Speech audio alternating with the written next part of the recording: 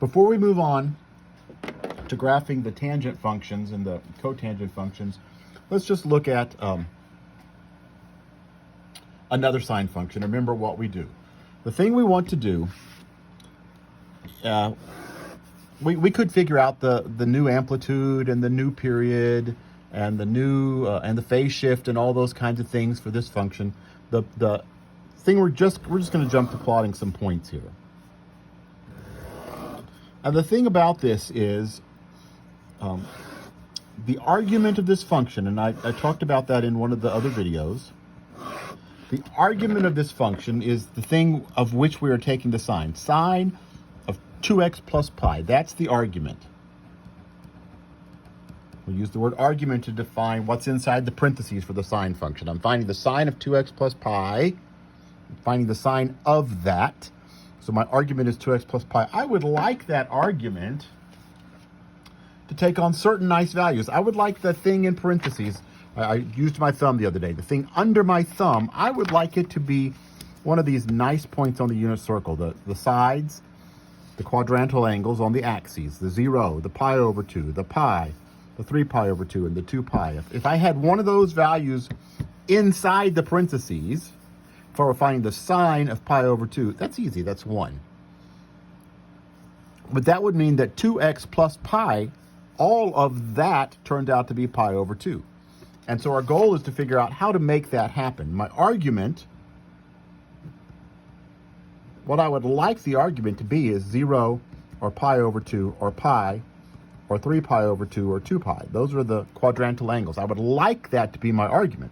Not x, but the eventual 2x plus pi that I actually find the sine of. I would like that to be 2x plus pi to be 0. 2x plus pi to be that. Okay, so what are the x values? What does the x need to be to make that happen? What x needs to happen so that 2x plus pi would give me 0? What x needs to happen so that 2x plus pi gives me pi over 2? What x needs to happen so that 2x plus pi is whatever the argument is that I would like it to be? I could solve this for x. 2x is therefore a minus pi. So x is a minus pi divided by 2. So if my argument is 0, 0 minus pi is negative pi divided by 2, negative pi over 2. Pi over 2 minus pi is negative pi over 2 divided by 2, negative pi over 4. Put in pi for the argument. Pi minus pi is 0 divided by 2 is 0. 3 pi over 2 minus pi is 1 pi over 2. And pi over 2 divided by 2 is pi over 4. And 2 pi minus pi is pi over 2.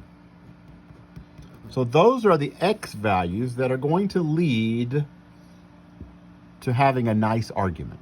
So what would happen if I just took the sine of 2x plus pi? I'm forgetting the 3 and the minus 1 for right now. Just finding the sine of 2x plus pi.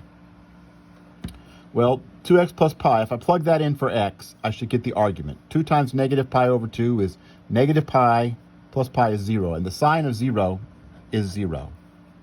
Put in negative pi over 4, I should get pi over 2, and the sine of pi over 2 is 1. If I put in 0, 2 times 0 plus pi is pi. The sine of pi is 0. Put in pi over 4. 2 times pi over 4 is pi over 2. Pi over 2 plus pi is 3 pi over 2, exactly what I expected it to be. And the sine of 3 pi over 2 is negative 1. If I put in pi over 2, I get 2 pi out for 2x plus pi for the argument, and the sine of that is 0. That is not what I want. That much that I just evaluated here is the sine of 2x plus pi. Now, I need to multiply that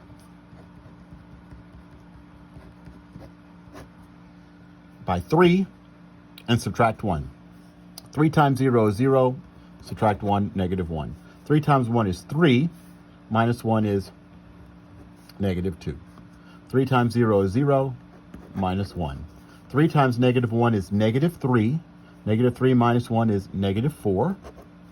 3 times 0 is 0, minus 1 is negative 1. I have these particular points, and let me grab a sheet of graph paper. I can graph based on those points. Let me just make some axes here. Oh, I hope I've got enough space.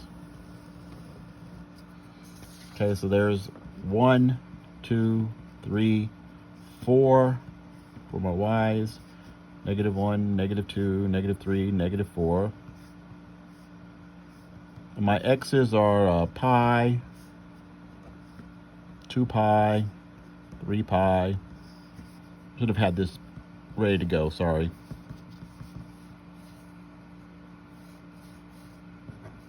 Okay, so I got this sheet of graph paper. Now I'm just going to plot these points that I found on my graph paper. So the first one I found, x, right here's my x, this is my y, right? So there's my x column, and there's my eventual y column. Negative pi over 2, negative 1. So here's the negative pi over 2, halfway to negative pi, negative 1.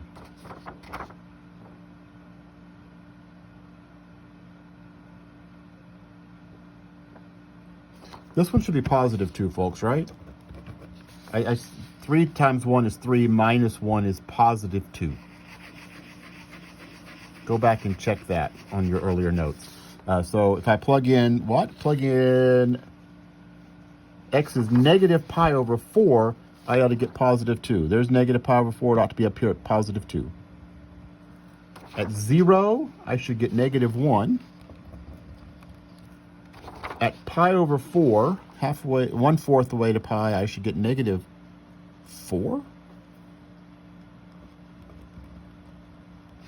And then at pi over 2 again, I should get negative 1.